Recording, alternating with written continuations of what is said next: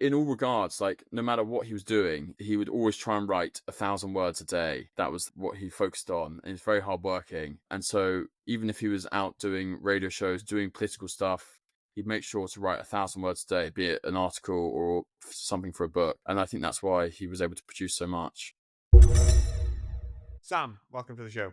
Hi, thanks for having me. So you had an unusual start to life as your father penned an article for The Guardian saying that you would not be able to watch TV, that you would be schooled thoroughly in philosophy, and just like John Stuart Mill, you would start learning Greek age 6. Looking back now, do you laugh at something like that, or is it all just part of the course? Yeah, so I guess I do laugh at it quite a lot. Whenever my friends or if I make new friends, they often find the article online. I think it's called Raising Master Scruton, and yeah, I think the article creates the impression that I was going to have. I think he even said in the first line that like Sam would have an unhappy childhood, um, which in many ways he failed at because I had a very happy one. But the article itself, I think a lot of what my dad envisaged, obviously the article was a joke, but like a lot of what he envisaged for happening in my childhood, I didn't quite go the way he planned. I only did Greek at GCSE level, for example. Didn't know a word of it by the age of 4.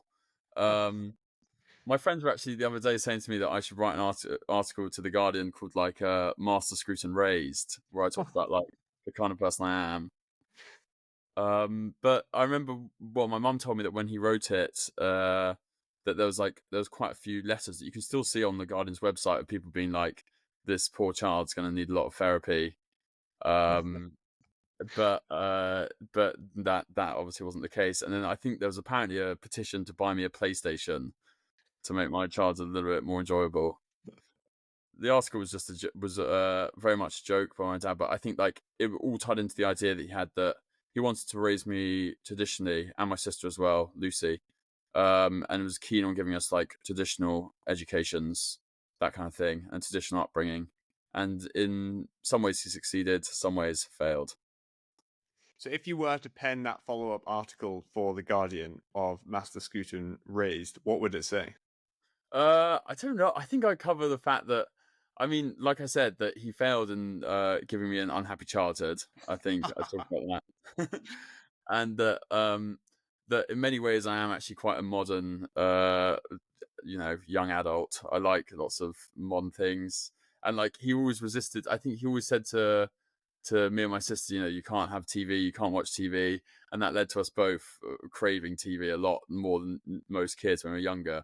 But yeah, if I was to cover who I am now, I'd say like in many ways there's things I like which you could just never predict with a young child, like your passions and your hobbies that come through.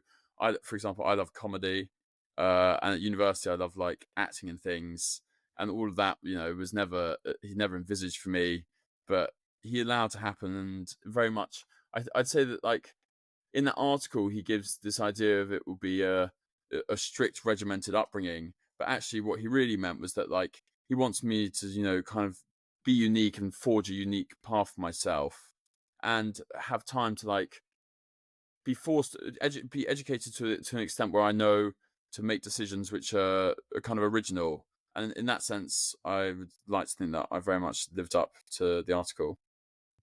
You mentioned a more classical education. So then what were you, obviously you weren't forced to learn Greek age 6, but were you sort of schooled in Kant as soon as you approached secondary school? What happened there?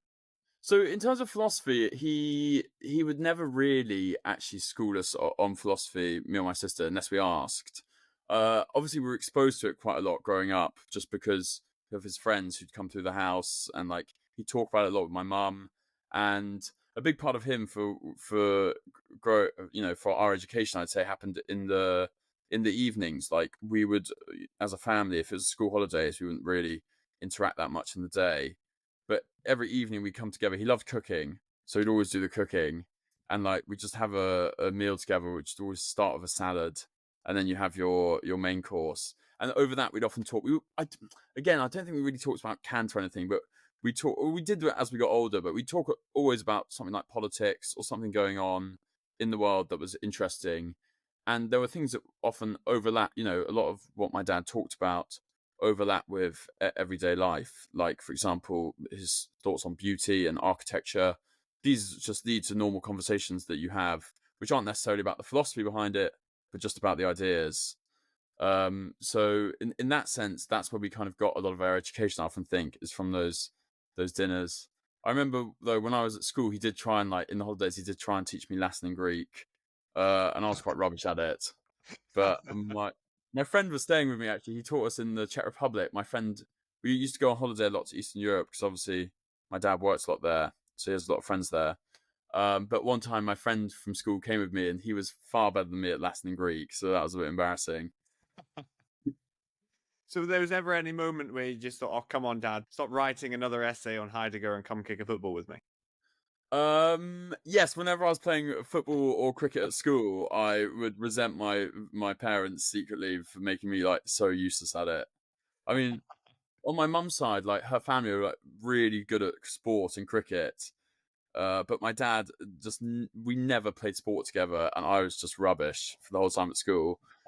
Although looking back on it now, I think that meant I had a lot more fun. Like, if you're in the eighth team, you often have you make a lot more jokes than if you're in the firsts. But there were definitely times when, like, I think I thought, oh, I have why is my family slightly odd? But I think all people think that about their families. But now looking back on it, I'm all the more fortunate for it being that way. From sort of a personal to a professional, a lot of people resonate with his work through different things. So, like the beauty element, or the architecture, or the philosophy. For Hmm. me, the real appeal was reading through the civic duty and localism. For you, obviously, you're in a completely different camp. What part of his work really stands out to you, or resonates now through more with what your daily life is? Yeah. So I think, I mean, to be honest, the one that connects with me the most is probably the stuff on architecture and the stuff on beauty, but particularly architecture. Like, that's the one that I definitely, my dad was with all his thoughts and things, but I don't always think that I have the same opinions as him. And, like, I'm no expert on my dad's work, but where I'm definitely aligned completely is with the architecture side of things. I mean, he was just so right about, like, uh the way modern buildings are built. In a lot of cases, not all of them, are just not quite what people want. And also, we're living at a time now in the UK where we're building a lot. We have to build a lot of houses, and these new developments that are springing up are just they're quite sad to see. Like, they're just not. They don't create the same idea of community, or the same idea that they've created a new part or a new town or a new part of a town that's worth visiting. And I find that very relevant to my life and relevant to lots of people's lives, especially as I'm at the age where, like, we'll be looking into buying a new home or first home, and you see what people offer as first homes. There's just something often quite depressing about them. It was interesting. I was having this very conversation with the editor of the Salisbury Review yesterday, and I was lamenting, I guess, about the lack of vernacular housing in the UK and suddenly in the modern build. So, be it in Cornwall or the north of Scotland, if a new build house, they all just look the same. Gone are the days where we'd use local stone or local brick or whatever, and that creates a sort of regional identity in terms of Yeah. architecture, and that really reflects upon the community. Yeah, definitely. I mean, I went to the Fringe this year up in Edinburgh, and, like, I think Scotland's got a lot more new builds going on than elsewhere, and Hmm. I thought they'd look particularly bad there. Some of them, like, they did look unique in their own way, but not necessarily a good way. A lot of them, just like, but that's all I saw was, just outside of Edinburgh and along the train lines. Um, but also, I don't want to be, like, obviously a lot of them look the same and they lose their uniqueness. And definitely in London, you get a lot of these expensive new builds, which are they look like they could have come out of New York or something. These kind of luxury flats, which don't Yeah. just look the same as, like, all over the country, but the same as all over the world. Every luxury flat in every expensive city looks like those, and those are definitely depressing to see. And in a way, I dislike those much more than the new builds that they build elsewhere, which have to be built cheaply. And I understand that there's a need for cheap housing, but when you're building luxury flats, which are going to be sold at ridiculous prices, then it's really inexcusable to make no effort to make anything unique about them. Although that being said, if I could, like, I do feel that there are some cases where I see things which have been recently built, and I'm like, wow, that's really good. And compared to like the 60s and 70s and the town centres back then, which were really bad, there are things that definitely fill me with hope. Like I was in Sheffield last weekend, and the centre of Sheffield is pretty destroyed, just like the usual 70s buildings and car parks. But then the outskirts, the terrace streets are very beautiful, and on the outskirts, I saw a lot of new builds which are like being made with local stone, and they look really quite pleasant. So that filled me with quite a lot of hope. I find it a touch bemusing at times because I just think it can't be too much extra cost or effort in order to clad things differently so it is more localized in its exterior, or it looks a bit more pretty with a sash window rather than a PVC. If you look at anything on the property market, for example, if it's pretty or if it's got the sash windows, it just goes for exponentially more. And given that the new build companies are in it to make money, as all companies are, then would you not just do a few tweaks and have exponentially better profits? Yeah, yeah, I definitely agree with that. Like, I do feel that there are a lot of the time I'm like, surely it wouldn't have cost more to put a nicer window in. But then I guess to build the houses that, like, the real beautiful streets that you see in, I don't know, places like Oxford or Cambridge, that does require a lot of money, and those were built when the nation was perhaps wealthier than it is now. But to build a simple small terrace house, I can't imagine as being more expensive than to build a detached new build house. But perhaps, I don't know whether perhaps people would rather the detached new build than the old terrace. Yeah, it's interesting. Certainly, because I'm sort of in the process of buying a house in Perthshire at the moment, so Mhm. I'm just in rented until we sort out what we are. And there's options of new builds, and there's options of more classic. Because Perthshire, especially in that sort of the clearance era, where everyone was then put into villages and towns, like very pretty little Yeah, villages that were happening. But it was all landowners building, so they were all built quite beautifully. Where you mentioned Edinburgh, one of the main buildings is McEwen Hall. It was built by a private individual or funded by a private individual. So back in the sort of halcyon Victorian days or the Georgian before, they were all built or subsidized a lot of the time by private benefactors. Whereas now, obviously, we know that all of this building is happening under the state. So, what do you yeah. think then between like the marrying of the private benefactor and then the state having to be like, well, we got to build 100,000 houses this year. It doesn't matter what they look like, just get them up. Yeah, I mean, I guess there are no private benefactors who are willing to build 100,000 houses. But I mean, if you were the state, there's an argument for the fact that you are ultimately the benefactor of the country, and it's your job to make the country a nicer place to be, a nice place to live, and a place that will hold its value for generations to come, and that people will look back on and say, "Oh, well, that was an era where they knew what they were doing." So there is an argument for, I'd say, for the state having a responsibility to build beautiful houses. But I don't think, is it the state that builds the houses or the developers? I mean, surely it's the state. All the state's doing is giving them approval to build them. I guess it would be a development, yeah. Yeah, Purchasing a private property and then the developer developing it and then selling it on. yeah. Yeah. I mean, it's the state's duty perhaps then to say to the developer that will only approve something that is beautiful. I mean, again, like beauty is obviously to some degree a subjective thing. So I think for me, more of the metric should be that whatever developers are building, they should add to the town and not take away from it, or not just latch onto the side of it, but rather create a new area where people might want to go, and that very rarely happens. But again, here, like to any listeners, I'd definitely recommend. My dad said all this very articulately, and in ways that are more grounded in philosophy than my ways. So I would recommend checking out all his work on beauty and architecture. It's quite funny because there's a great two-part documentary on your dad on beauty. And in the last few years, it took a real resurgence. Suddenly, young people discovered it and were like, oh my goodness, this totally makes sense. Really, I didn't know that. Yeah, it's on Vimeo of all places. It's not even on YouTube. Okay, And then in the last few years, like the popularity of it just completely went through the roof. yeah, yeah. I remember watching that when it first came out. because that was back in the days when we didn't have a TV, so we had to The hike across irony. a field. Yeah, we had to hike across a field to our neighbours and watch it at hers. But I remember thinking, even like I was like, wow, this is even if you don't agree or understand things, which I probably didn't when I was about 10 or however old I was. I think it came out in 2009. Um, it's just a good documentary. Like it's well filmed, it's entertaining, and it's interesting to look at and engage with. My friend was actually from university. He watched it recently, and he there was like a pop song they played on it. Maybe to give an example of bad music or something. But my friend liked it so much. It's like, yeah, because of that I've discovered like my new favorite band. One thing that is notable in the works of your father was this sort of life of two halves. So there was an urban half and then a rural half. As Hmm. you're in your mid-20s, very much everyone of our generation flocks to the cities.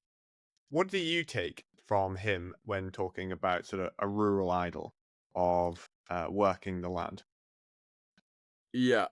So I'd say with my dad, like his philosophy and everything that he believed was very much reflected in our family home, like growing up.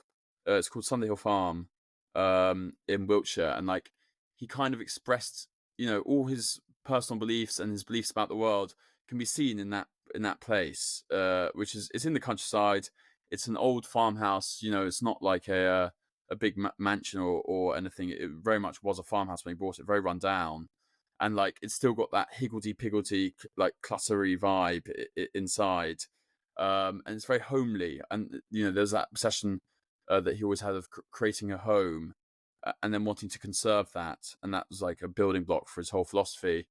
And that very much comes across our place, and then the land around it offered him a lot of respite. And I think like he'd often come up to London, go to some debate or something where he'd be attacked by the audience or by his opposition, and he'd feel that he could retreat back home, just go for quiet walks, and also like he enjoyed tending to things like worrying about the ponds and like whether to put up new fence or whether to build new woods, and very much getting involved with rural affairs. And I think that did offer him a lot of help, and guidance or like structure to his life beyond just writing. And so that's definitely something that now that I live in a city, I like long for quite a lot. Like, are you in the countryside Yeah, or? yeah, in the Yeah, you're country. in the countryside, and like, do you enjoy that? Yeah, very much. It's very much an ongoing dialogue in this house about are we city, country, town Yeah, people, and the sort of where we are in Perthshire. I spent a lot of time working in this area, and it's just in the middle of nowhere. And there's the serenity and there's a peace involved within when you're in the middle of nowhere. But I do think the strategy, certainly for me, I think would be go into the town or into the city, do your thing, and then come back. yeah. I So mean, I think, obviously there are arguments for both, but I think like definitely in London, there's if you're a certain type of person who went to perhaps like a posh boarding school, you often grew up in the countryside with your family, then you move to London at our age and you retreat back to the countryside for weekends, which is fine and lovely, but it's a very small demographic of the country that can do that. But a lot of people in London like don't really ever visit it, and like a lot of the people I work with, they're from abroad, like France and places, and they're just in London because it's a good place to work, and they don't know anything about outside of London, and they haven't left it since they've come here, which is a shame. I think more people should like strive to leave and look for that kind of peace that you can get outside of cities. but why, for on a like a philosophical side, did he choose to buy a farm and then attend to it and work to it? Surely he could have been more efficient in a suburban garden, thinking more about his next article. Well, I think a lot of it is that he grew up, like you're saying, his life was in two halves. He had the urban half and the rural half. And like he grew up in High Wycombe, which is just a kind of commuter town to London these days, but very much a town. And then he lived in London, Paris, and Rome, and obviously spent a lot of time at Cambridge and Oxford. mainly Cambridge, but very much he was in cities. I think a big part of him wanted to live, try something new, explore something new, and live in the countryside. Especially as if you talk about conservatism and like conserving and protecting your country and your home, it naturally I think often leads to the countryside as that it's like a very pure image. It gives you a very pure image of all of that. I think that's why he liked to live, wanted to live in the countryside and wanted to go wanted to go to that area. I mean, why would he have written better in a suburban garden? I really don't think so. Um, I mean, he always had to be doing something and always had to be active, and I think the countryside allowed him to be doing things and be active, but where he was only focusing on either matters to do with the house and the countryside or to do with his writing. Whereas in a city, there's so many distractions that you often, or in a suburban home even, there are so many distractions that often you can't focus on the very thing you want to be doing. Although his view of the countryside, in which he wrote terrifically in his book on hunting, which I'd highly recommend, is that the countryside isn't necessarily a place of just abject wildness. It's a place that is very much tilled by the hand of humans. And it's our responsibility to work the land, but also to preserve it, not just leave it to its own devices. Hmm. Yeah, I mean, like obviously a big factor to why he moved to the countryside as well was that he fell in love with hunting, and he wanted to be somewhere where he could do that. And what you're saying is definitely true that he didn't believe in things like rewilding or anything. He believed that the reason the countryside has become so beautiful and appealing is because it becomes a place which feels hospitable, and I think that only happens through human intervention in it. I mean, if you rewild something, it just becomes a mess of brambles, basically, and that loses its beauty and its charm, and also you kind of wash yourself of responsibility of it. And he believed that humans do have responsibility over their land and their home. There's a hilarious meme about. I realize this is a bit of a tangent, but there's a meme about a screenshot of someone's LinkedIn, and it goes from something like manager, senior manager, head of department, C-suite, CEO, retired, self-employed goose farmer.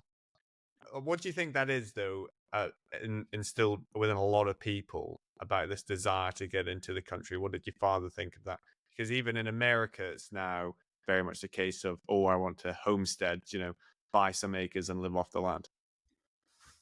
Yeah, I think there's definitely a idealization of people to do that, like kind of simple living, self-sufficient living, and I think if it's just the nature of modern work. I mean, I certainly feel it. If you're sat down all day staring at a screen, and you do that for 40 years, 50 years, there comes a stage where you're eventually like, I'd love to do something where I'm standing up, more active, using using my whole body to work. And there's definitely appeal in that comes from living on a farm. Also, it's something that you run and own, and people want ownership of what they do. You're not just, if you're a goose farmer, I imagine the person who was a CEO runs his own goose farm. He's not working at the local goose farm. They want to have something that they've created. I mean, I haven't seen the meme in question, so we'd have to see it. But also, I think like definitely just speaking, I think a problem that we have in the UK is that a lot of our jobs are service industry jobs, and a lot of people, especially in London, like work for companies that they don't really know what exactly they do. You ask people what they do, and most people give you like long answers which don't make anything clear at all. And there's an idea that people want to do something more simple and more easy to explain, but they can just say, "Oh, I work on a goose farm," and everyone goes, "Ah, I understand the need for you." But when you say you work in strategy, ESG consulting, a lot of people shrug their shoulders and go, I don't understand why you're doing that." You touched on hunting there. Did you pick up the bug from your father in that sense? I Because used to he's go. probably the philosophical brain of the hunting industry, and certainly some everyone in the hunting industry has read the book on hunting and his wider works.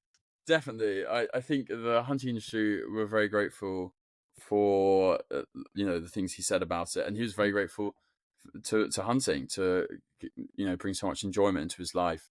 He when I was younger, I did ride, um, and like he got me into it. I'd go out a lot with him. I'd come home from school and we'd go out together. And then I kind of rode all the way through school out and went hunting. When I went to university, I didn't do it as much, and since then haven't really done it as much. I guess just it's not a good look to be retreating from university to go chasing a fox around the countryside. Not that they do that, but I mean, with hunting, like it's very enjoyable. But he loved it more because he just loved the feeling of being out in the countryside, uh, feeling connected with the horse, with the land, with the dogs, with all the people there, and um, that was something that he treasured, and I think why he thought there was a philosophical reason for doing this. I mean, it's in many ways it's hard to defend philosophically hunting, but he made sure that there was a reason to defend it. In my own small way, I really resonate with it because whilst I uh, don't hunt on a horse, as it were, but I'm very much into field sports, and Hmm. that my favorite is sort of they would call it walked up shooting. So the dog working in front of you in search of quarry in order to flush the pheasant, mostly in order to Yeah, shoot and then retrieve it, and it's that synergy between man and animal in pursuit of game or pursuit of quarry. yeah, And I've read on hunting maybe like 3 or 4 times. And whilst I can't particularly resonate with the horses and hounds part, I can really resonate with it on a philosophical level.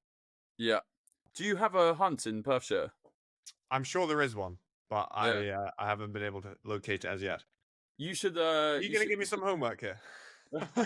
I think you should go. Like, the what lots of people do with our one is like they come out on their bikes.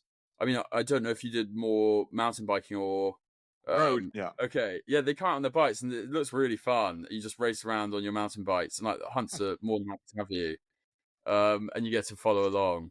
So you should definitely do it just for research purposes, if anything.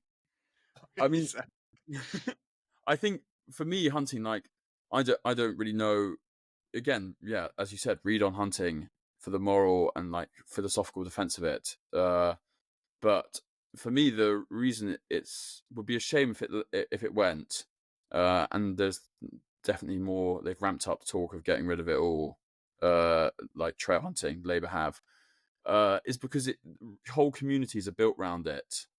And if it goes, those communities would be very much destroyed. And I think a lot of people, urban people, don't really understand that. They just think, oh, here are some people in jackets on horses hunting foxes with dogs. How antiquated and cruel and also bourgeois of them to do. But they don't really understand their whole communities full of many kind of diverse people and unique people which rely on fox hunting. And if it goes, they go, which would be very sad. I also think, certainly from a fan of hunting side, the artwork that has stemmed from the hunting world is just the best that there is going. I think Oh so. yeah, Like, I just think the sporting art of hunting is just so typically English that it's just so worth having. I've got two prints on my wall of hunting, which were done by a friend of mine called Connor Lynch, and he runs an Instagram page called Great Houses and Estates, and he was a great fan of your father, and hmm he really nails on the architecture side, and then the hunting as well, and sort of the manning of rural England, as it were. And to great aplomb, like he's got 300,000 Instagram followers, and there's just such a need, I think, in people to be exposed to this sort of thinking of the countryside, of great architecture, of hunting, for example. yeah. I mean, the artwork you still see around in pubs and things, but it's nice to hear that there's someone who's making new pieces. I mean, our house at home is full of it. I Uh, bet. And I agree that like a lot of it is very good. Some of it though, which goes on like mugs and things, I sometimes think I'm not sure if I love that. But a lot of it I think is lovely. And just the name, like the kind of the sound of fox and hounds, is very beautiful. It creates an image in someone's mind, which is always a quite a beautiful one and a cheerful one. The conservatism in which your father wrote about and was an advocate for was very much an antidote to the liberal conservatives of it's all about markets, free markets, Hmm. wealth, let's grow the economy, etc. And the one in which your father definitely espoused upon was about, customs, tradition, localism. How do you find then now looking back with the benefit of hindsight? Do you think he was spot on what he said, or do you differ in the way you approach it? No, I definitely think that in that sense he is very much right. Like the conservatism, the liberal conservatism of just chaotic free markets, I think has created a world which my dad definitely very much didn't like, but also which has made a lot of people quite unhappy. Like the just it's what has led to kind of industries going away, packing up. You know, this influx of private equity firms buying up businesses, tearing them apart, people losing their jobs, jobs being outsourced. All of that, my dad was very much against, and I think you see now it causes deprivation in towns where it happens and destroys communities. So I think in hindsight, like looking at that, I mean, it obviously hasn't worked well. But then, on the other hand, you see Trump at the moment. He is introducing these tariffs, which I think is his way of combating this kind of globalized free market world. I don't know much about the tariffs, but I don't know if that's the best way to do it. Like just to force people's hand. Instead, there should be more done to conserve what is there and protect businesses from being just plundered and destroyed. But this is something that I'm not so sure about. But I do agree, and I think like a lot of people often get confused these days when if you say, "Oh, this person's a conservative," my dad was a conservative, they just automatically assume that means he must be like Margaret Thatcher, which is not at all the case. Like, uh, if anything, he proved that it was a very broad thing.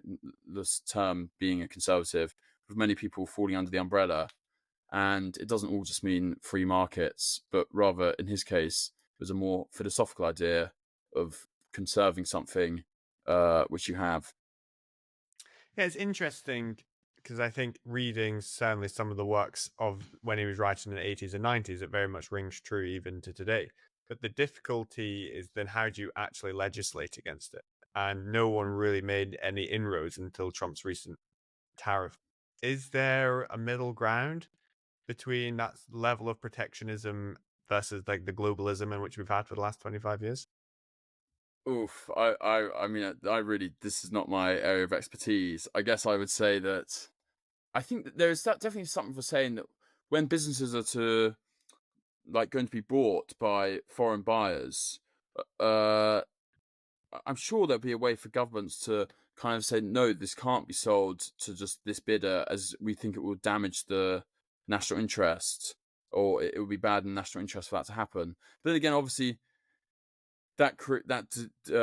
almost desettles the sentiment for people growing their own business if they find it hard to sell them. So there are definitely lots of problems. And I know it's something that has to be combated, but I'm not sure that the way to go about doing that, what the way to go about doing that is.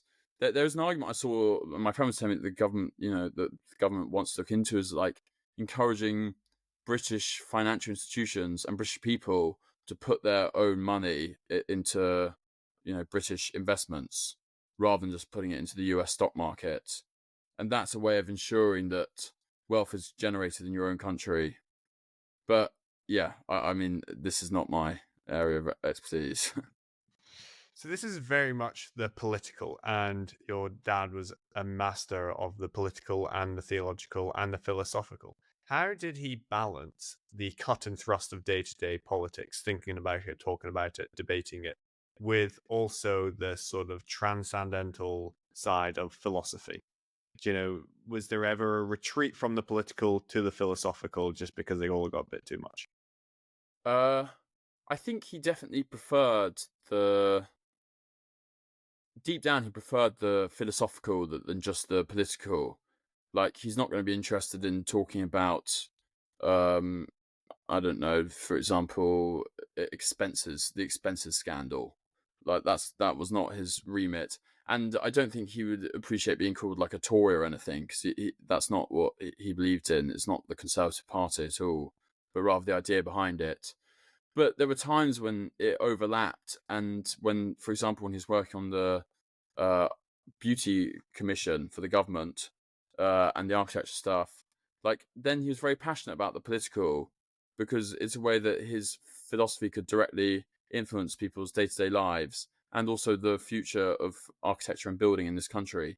So in cases like that, he wouldn't want it to overwhelm him, or if anything, he did let it overwhelm him, and it became kind of all consuming, but he was so passionate about it that when the political and his philosophical combined, that was when he really, was very keen on what he was doing and really wanted to push for it. But yeah, he was in all regards, like no matter what he was doing, he would always try and write 1,000 words a day. That was like what he focused on, and he's very hardworking. And so even if he was out doing radio shows, doing political stuff, he'd make sure to write 1,000 words a day, be it an article or something for a book. And I think that's why he was able to produce so much. Where does that compulsion, that desire to produce that quantity of work come from, do you think? I think he always wanted people. He really believed that what he argued for and wrote about was right and like correct, and he wanted as many people as possible to agree with him on that. So that meant that he'd write about everything that he believed and that he believed in, and in as many platforms as possible to get his word across. Like he was always happy to write for different art magazines, different newspapers, even ones on the complete opposite end of the spectrum to him, just because he truly believed that what he was writing was right and people would agree with. And like I think some people often think of him as being like a contrarian, but he really wasn't. And like he was always, a little bit upset when people didn't agree with him and never really understood why. Why do you think he chose writing as a medium? Because obviously he was in, the TV age. Before there was a radio age. There's different mediums of which Yeah. someone with a message could choose to put that message out upon. I mean, he did obviously do a bit of TV and things, and he'd do live debates and speeches. But I think he loved writing just because that's what he envisaged an academic should do is enjoy is write a lot and produce things which are meaningful and affect people's lives. And like he liked writing for magazines and things because he saw that as something that everyday people read, rather than like academics. A lot of academics just write for JSTOR or academic publications which nobody reads ever, and I think that would frustrate him. He was like that's not the purpose of an academic or of a thinker or a philosopher, but they should want to be writers and to get their word across as much as possible through writing, because that's how you reach a lot of people. It's interesting you touched on there the fact that he thought that the role of his academic was to write. Given the fact that when he started to write more on topics of, say, conservatism, he was then very much isolated in what he was doing, and from an academic point of view, had to take a step back. Do you think that was for the best? Do you know it freed him up to go and do other things, or was there a personal sorrow there that he was no longer in the specific academic role?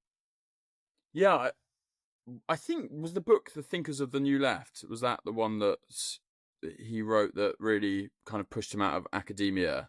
Knowing my dad, I think that would have probably upset him a little bit. Like he wouldn't have enjoyed annoying all those academics, even though he didn't agree with them on a lot of things.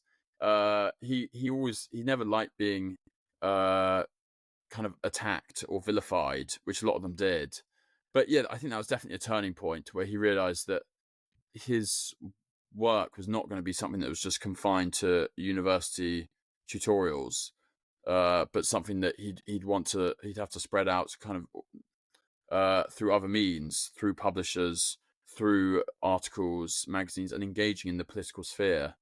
And I think that's what led him to be like what many people describe as like a public intellectual, someone who was an intellectual, but also someone who would regularly appear on things beyond just like the occasional news program, but regularly appear in public.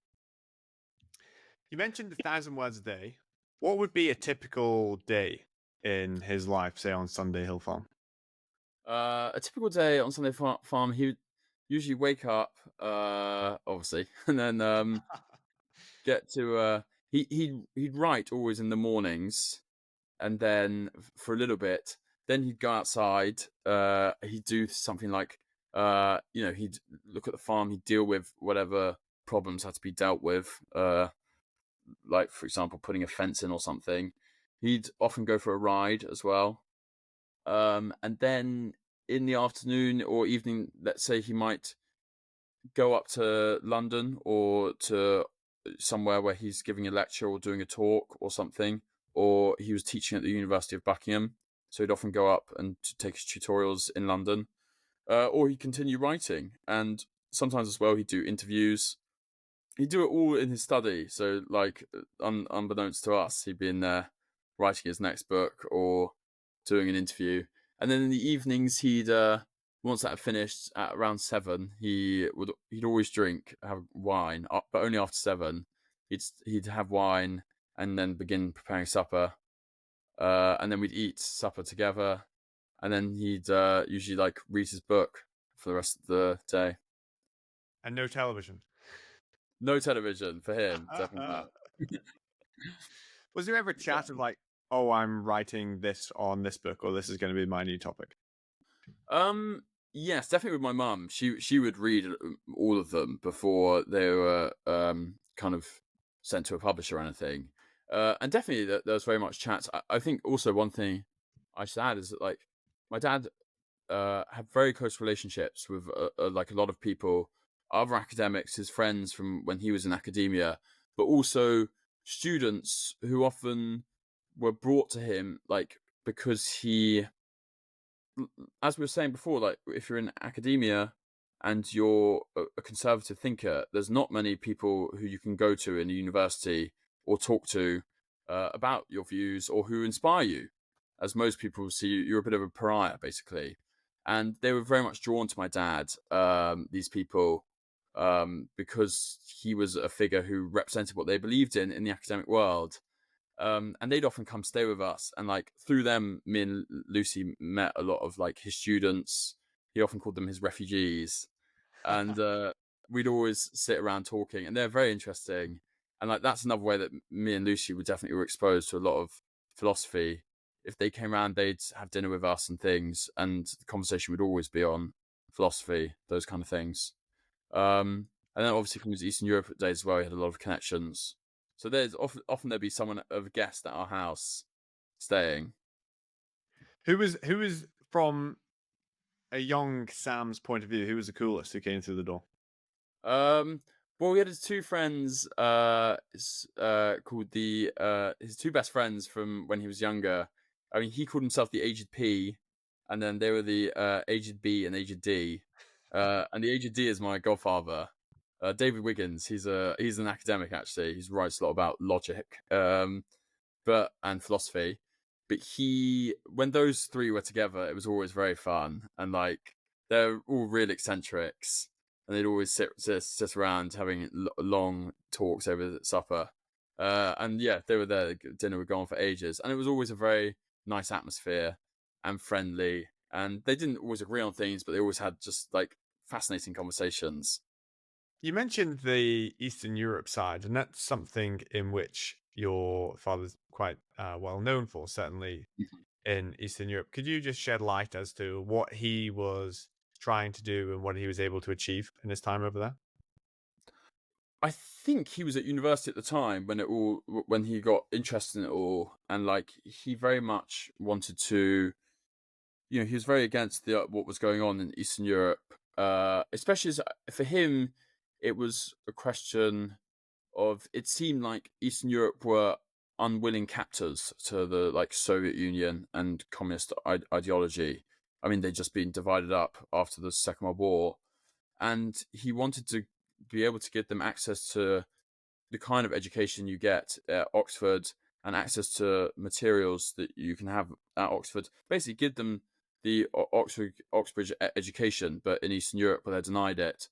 And so he became very impassioned with that, and through his friends and like his network, they bravely like set up these underground universities and did everything that they need to do, to spread the word. And like, it was very moving that towards the end of his life, a lot of those Eastern European countries honored him, like for what he did. And I think that was that definitely had had an emotional effect on him. But because of that, like, when we were younger, a lot of my dad's friends are Eastern European. My godfather, for example, Marek, he's Polish, and we'd often go on holiday to visit them. So a lot of our holidays when we were younger were always to Czech Republic or Poland, our summer holidays, and that meant that me and Lucy also have like strong connections to that part of the world, and my mum. But yeah, he was very brave, and did that was an example of someone of being, I'd say, going further than just being an academic there. What we were talking about earlier, where my dad would want to do more than just sit around in tutorials. He went out and created something in Eastern Europe, providing them with literature, providing them with education, and had strong effects upon these countries. Isn't there a Scruton cafe in Budapest or somewhere like I think there's two actually in Budapest, that? maybe three. No, there's definitely two.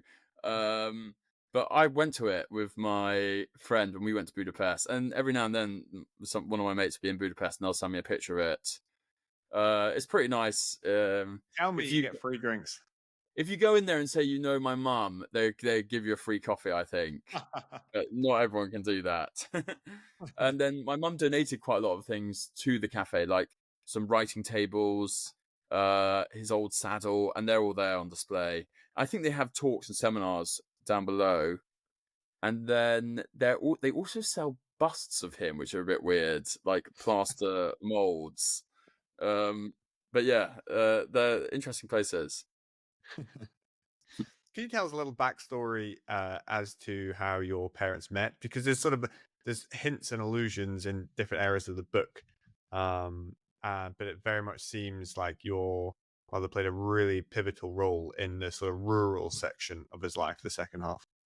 Definitely, and like I think part of the reason that my dad fell in love with hunting is because it's through that he met my mum and fell in love with her, and yeah, that was from how I understand it. He was out hunting. He was never very good at horse riding, by the way. He just enjoyed it, but he'd always fall off. Like, he fell off, and The forefront of hunting wasn't very I good at horse know, riding. yeah, it's a scandal of the industry. But he fell off the horse, and my mum stopped and helped him. And like after that, he was very enamored with the whole situation and invited her around for supper. And I think after that just led to them, falling in love and getting married. But definitely, I think for him that there was a strong connection between hunting and that. And my mum, she herself is from quite a rural background. She loves fox hunting, and like together they both kind of pursued that way of life, the country way of life. My mum is even from not where we live now, but like 30 minutes away, so same area. So it all kind of led to his way of life was very much, and my mum's way of life were very much in sync when they met. And what my dad wanted to do more of, my mum kind of already did. So I think that was a big reason. And she very much continues his legacy and really champions a summer school in which is hosted annually. Could you tell us a little more about that? So my dad started doing it as well when he was alive. It was called the Scrutopia Summer School. And as I was saying before, like, he has this very close connection with his students, and he always gets on well with everyone who wants to learn more about philosophy, learn more about conservatism. And I think that's what he caused him to think about setting up a summer school so he could meet more people who are interested in it, studying it, who perhaps didn't want to do a university degree. And my mum has continued doing the summer school. It's called Scrutopia, and it takes place every summer in Cirencester Agricultural College. I don't know if you've ever heard of that. Yeah, my cousin went there. Yeah, Oh, really? Oh, yeah, yeah, nice. yeah. Yeah, It's probably one of the prettiest buildings in England. yeah. Have you been? No, not been, not been. Just Oh, seems yeah, it's really nice. I actually interned there when about 5 years ago, 6 years, no, more than that now, 7 years ago, when he was doing the summer school, and helped out with it in the summer. And it's a really lovely time because like not only do you just obviously my mum organises lectures and we'll get students and friends of my dad to come and give lectures and seminars there. But then in the afternoons, you go out and explore the countryside and also places that were very close to my dad's heart. And then one evening as well, they do it at our house, Sunday Hill Farm, and people have like a barbecue and sit around and talk and things. I think that's really special and it's very enjoyable. And it gives people just a little sliver of like my dad's life and what he was trying to create. So yeah, that's on this summer in July. What's the origins of the name Scrutopia? Because Uh, suddenly conservatism fundamentally believes that utopia isn't actually achievable. So why the link to the summer school name? well, I think yeah. So I my dad always loved like things to do with wordplay and things like spoonerisms. So he always called me and my sister boiled sprats instead of spoiled brats. And then Scrutopia is just we always thought was just a funny combination of Scruton and Utopia. Doesn't really mean much beyond that. But then I think for the summer school, it does try and aim to create that idea of this kind of conservative utopia. Obviously, it's not perfect and it's not trying to be perfect, but there's just something very unique about it, and it creates this image of what my dad like wanted life to be like, even if it's only for 5 days. But that's what the summer school is aiming for. Yes, I think that's yeah, that's the answer. So that's happening this summer. If Yeah. someone is interested, Sam, what books would you recommend for them to start their Roger Scruton journey? So I actually here I should put my own hand up. I haven't read like nearly as many as I should have. I've read On Hunting, of course. On Hunting is a good one for the autobiographical features of his life and to learn more about who he was. And often you see it on Hunting in like people's like posh people's toilets or loos, and I think that's not where it really belongs. It is actually a very good book and a very interesting one. And then How to Be a Conservative is like a very popular one that I think that's probably his most popular selling, definitely on Amazon. And that's a good one. I've also read the Kant one, the very short introduction on Kant. That was very useful, especially for my theology degree. And also, my mum loves Gentle Regrets. That's really I haven't read that, but she says that that's the most moving for her. But yeah, How to Be a Conservative is definitely, I think, the most popular and a good place to start, or On Hunting. Super. And Sam, what's the future for you? I need to decide actually. I kind of got this job, which I'm a bit, which I enjoy, but like, but I'm also thinking, what do I want to do for a career now?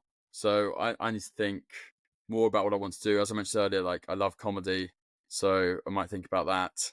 But yeah, I'm looking to enjoy this summer as well. I've lived last summer. I just got back to London. I was living abroad, so looking to enjoy this one. Terrific. How about for your podcast? More of the same. More of the same. We were Really? chatting earlier before we went live on air that when starting the podcast, I very much spoke to sports people because that's what I knew from a sporting background. And certainly through the last 20 episodes or so, I've sort of journeyed into the theological, philosophical side of things, and sort of reading your father's work has very much been instrumental in Hmm. both finding people and talking about topics with people, etc. So more of the same. What do you think, Sam? You've looked at my podcast. You've been on the podcast. Where do you think I should go in the future? I think keep doing it as you're doing. I think it'd be good also to meet people, like do a few episodes in person. That would be. I definitely like to come on to that. It's like always a real experience, do a live podcast. But Yeah. yeah, more of the same. I'm hoping for. Terrific. Sam, thanks for your time. You have been Awesome. interesting and insightful. I really appreciate it. Thank you.